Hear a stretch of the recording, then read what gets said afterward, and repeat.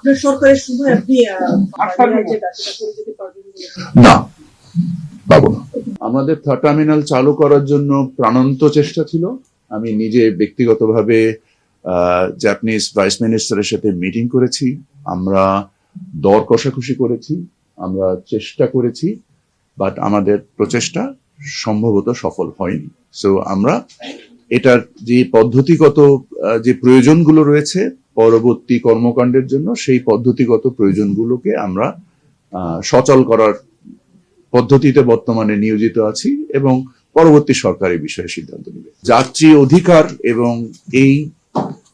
এই সেক্টরে আমাদের যে মানে প্রবাসী যারা শ্রমিকরা কাজ করেন তাদেরকে যে প্রতারণা তৈরি করা হয়েছিল বিভিন্ন সিন্ডিকেটের মাধ্যমে, অসাধু এয়ার অপারেটর, অসাধু জিএসএ, অসাধু ট্রাভেল এজেন্সি, এই অসাধুতাটাকে আমরা থামাতে চেয়েছি। আর যারা ভালো তাদেরকে আমরা আশা করি তাদের মাধ্যমে বাজারে সুষ্ঠু প্রতিযোগিতাশীল, আমি যেটা আগেও আপনাদেরকে বলেছি যে টিকিটের মূল্য কমানো আমার লক্ষ্য না, টিকিটের মূল্য যৌক্তিককরণ আমার লক্ষ্য। আমি মনে করি যে এখনো টিকিটের মূল্য যৌক্তিক হয়নি।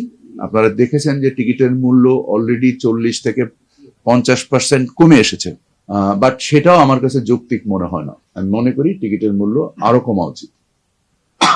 বাট এই যৌক্তিক পর্যায়ে আনার ক্ষেত্রে আপনারা প্রয়োজনীয় সংবেদনশীলতা তৈরি করবেন। আপনাদের অনুসন্ধানের মাধ্যমে যারাই দুর্বৃত্তায়নের সাথে সংশ্লিষ্ট, সে যেই হোক, তাদের ব্যাপারে আমি আপনাদের কাছে বিশেষভাবে অনুরোধ করব যে এটা আপনাদের গণমাধ্যমে প্রকাশ করবেন, যার ফলে মানুষ এ ব্যাপারে সচেতন হয় এবং প্রতারিত না হয়।